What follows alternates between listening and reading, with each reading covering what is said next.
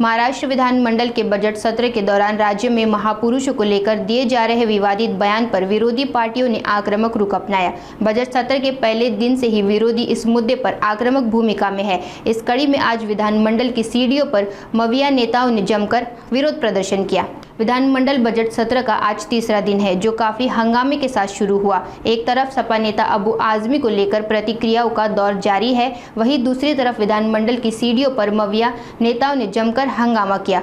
मविया ने महापुरुषों के अपमान पर पूर्व राज्यपाल कोश्यारी से लेकर कोरटकर के खिलाफ विरोध प्रदर्शन किया और नारेबाजी की। इस दौरान ठाकरे गुट के नेता और विधायक आदित्य ठाकरे, अंबादास दानवे और अमोल मिटकरी ने अपनी प्रतिक्रिया में सरकार पर निशाना साधा। नक्कीच आम्ही आक्रमक झालेलो आहोत। महापुरुषांचा अपमान हा महाराष्ट्र सहन करून घेणार नाही।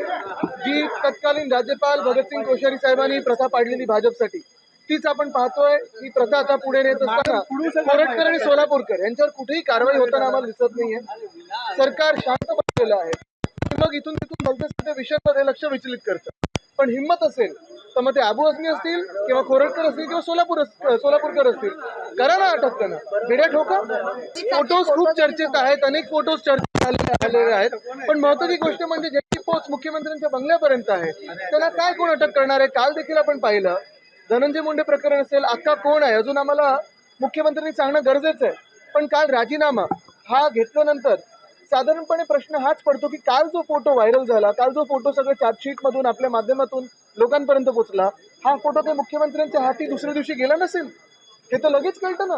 पण मग 3 महिने कशासाठी काढले, कोणासाठी काढले, कोणाला संरक्षण देतोय आपण, कोणी हात बांधून ठेवलेत मुख्यमंत्र्यांचे, हा एक प्रश्न उपस्थित होतोच।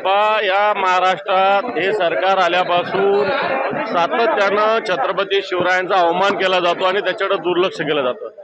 सगळ्यात आधी तर सुरुवात या राज्याचे राज्यपाल होते कोश्यारी, त्यांनी सुरुवात केली होती।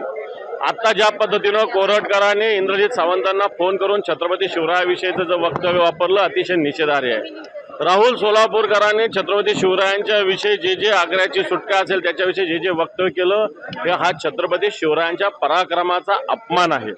आणि अशा प्रकारे एकीकडे अबू आझमीचा निषेध हे सत्ताधारी करतात, तो आम्हीही केलेला आहे। पण एकीकडे कोरटकर आणि सोलापूरकर जे छत्रपती शिवरायांचा अवमान करणाऱ्याला पाठीशी हे सरकार घालतंय, त्यांच्यावर कोणती कारवाई करत नाही, त्यांना अटक करत नाही। आमच्याकडे माहिती त्यांना उलट संरक्षण दिलेलं आहे। पुणे महापालिकेने तर सोलापूरकरांना सांस्कृतिक विभागाची ती कोणती समिती, त्याच्यावर एक सदस्य म्हणून नेमलेला आहे। आणि हे सरकार दुटोंडी सरकार आहे। हे सरकार ज्या पद्धतीनं काल त्या अबू आझमीचं आलं, अबू आझमीनं कशासाठी केलं, एक संभाजीनगरच्या माजी खासदारांनी सांगितलं की यांचे जागेचे लफडे अनेक ठिकाणी हा भारतीय जनता पार्टीच्या म्हणण्यावरच काम करतो, असं आम्ही नाही म्हटलं, एमआयएमच्या एका खासदारांनी म्हटलं आहे। आणि म्हणून हे सरकार दुटप्पी आहे।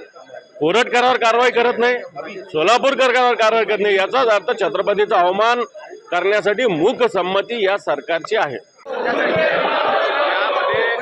प्रशांत कोरटकर असेल, राहुल सोलापूरकर असेल किंवा अबू आझमी असतील, एकाने छत्रपती शिवरायांचा अपमान केला, एकाने जिजाऊ साहेब शंभूराजांचा अपमान केला आणि एकाने औरंगजेबाचं उदात्तीकरण केलं। या तिघांवर सुद्धा देशद्रोहाचा गुन्हा दाखल झाला पाहिजे। ही सरकार म्हणून काल मागणी शिंदे साहेबांनी केली आणि तीच मागणी आज विरोधक जर करत असतील किंवा विरोधक करतात, त्या मागणीला माझं पूर्ण समर्थन आहे।